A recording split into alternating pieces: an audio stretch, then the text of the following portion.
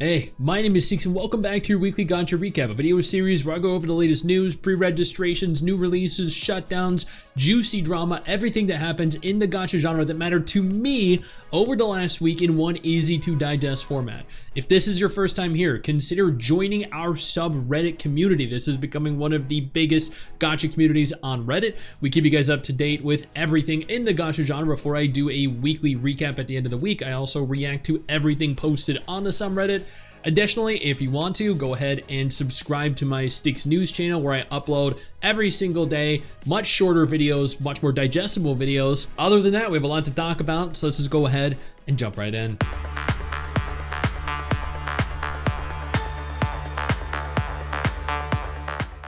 Nikke just held their 2.5 anniversary live stream and it was a banger.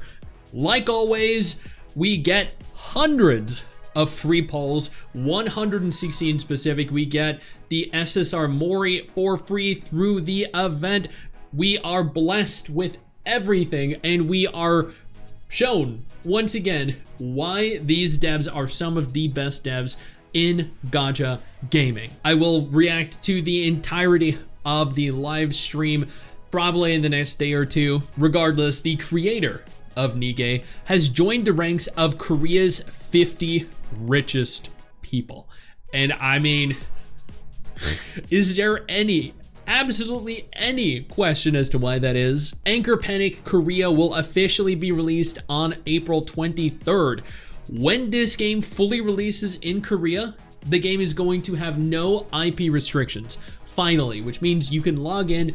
Well, the game admittedly won't be in English, but you can log in and play it and test it and see whether it's something you're even interested in. The Blue Archive devs confirmed that the game is coming to Steam summer 2025. This is a game that honestly I never expected to see on Steam, and admittedly, while I am very excited to play it on my computer, I don't really think benefits from a PC client. It's one of the few Gacha games that I think actually plays really well on mobile. A game that does not play well on mobile at all. Zenless Zone Zero. Microsoft confirmed on April 11th that ZZZ is going to be arriving on Xbox this June with in-game benefits for the Game Pass Ultimate players. This is surprising, actually. And you know what? After all this time, Genshin players are still admittedly waiting for their Switch port. Back when I played Genshin from 1.0 all the way till 3.0, we were always holding out hope that one day, and here we go. 4 years later, I think, Zenless is not only released on the PlayStation platform, but now also releasing on the Xbox platform. This will open the game up to more players, more revenue, boosting the game even further, which is great because Zenless is, right now, by far, Hoyo's best game. Love and Deepspace apparently made over $1 billion in 2024. That's crazy. Wow. $1 billion. I mean, evidently, when they say that that guys are gooners and that guys heavily thirst after and spend egregious amounts of money on Gacha games, they didn't account for girls. Because, I mean, as is showcased by the fact that the game generated $1 billion, women are equally as thirsty as men. Maybe even more. If you take a look at the revenue that Love and Deepspace grosses every single month. Although, you know, those are estimates from Sensor Tower, but this isn't. This right here is proof that in 1 year, the game generated $1 billion.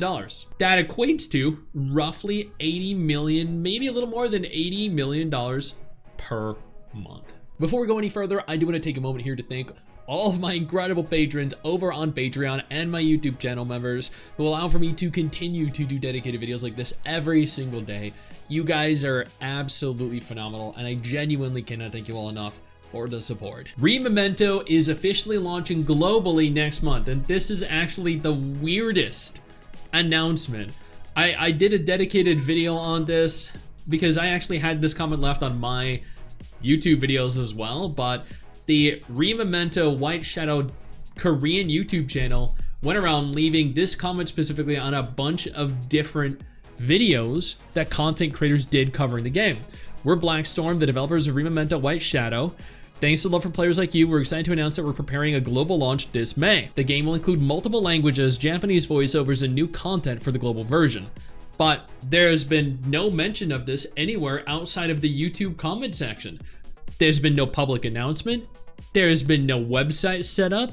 So like, what are they doing? Who the hell knows? Much like Nikke, Wuthering Waves held their very first anniversary live stream. And I want to break this down into two different parts. On the one hand, I really enjoyed the live stream. I thought it was impeccably done. It was beautiful. It seemed really high budget. They did so much. The presentation was phenomenal. I like all the things that were introduced, all the things that are being implemented. I mean, we're getting the skins for Chong-Li and for Carlotta, which is incredible. We're getting main stat selectors for Echoes. We're getting an entirely new game mode. But then on the other hand, we have the rewards for the anniversary itself. And I covered this in the tweet I made where I went on to state that the anniversary live stream itself was beyond perfection because disregarding the rewards, since I separated it in my mind, I thought the live stream was incredible, but I noted in the stream itself and then in a tweet that the rewards were not good.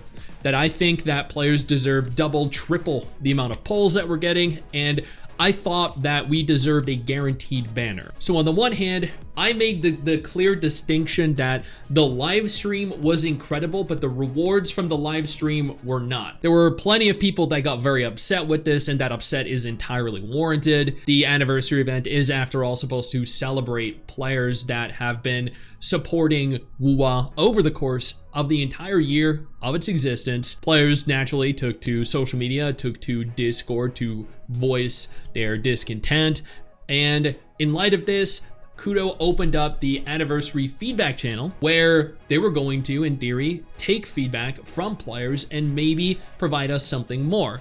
And I will note, as of recording this video, about 8 hours, 9 hours after the live stream took place, there has been no update from Kudo. There might be an update later today. There might be an update before this video goes live, but right now there's been no update on any changes being made to the anniversary in terms of rewards.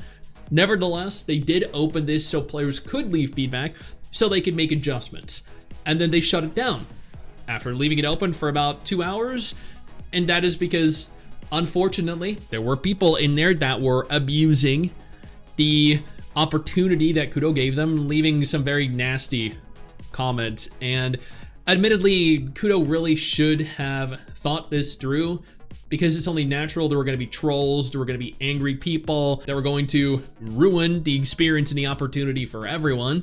But they didn't. That's on Kudo. That's a blunder on them. I hope they make adjustments. I do hope we get more in terms of rewards, but I stand by my statement that the live stream itself was incredible, disregarding the rewards. Chasing Kaleidorider is a brand new upcoming gacha game that looks really good. It's a turn-based game that has incredible character models, great designs in general, and they just released a trailer for it. I reacted to that. I really enjoyed my time there. Azur Promilia, for I think like the first time in over a year since they released their very first trailer, revealed another new trailer and showcased a lot of improvements. This was a significant improvement over what we'd seen up until this point, and I can't wait to play it. Black Beacon launched about 10 days ago, and it has been doing incredibly since. Now, admittedly, they have run into a lot of issues, but they have made significant effort to overcome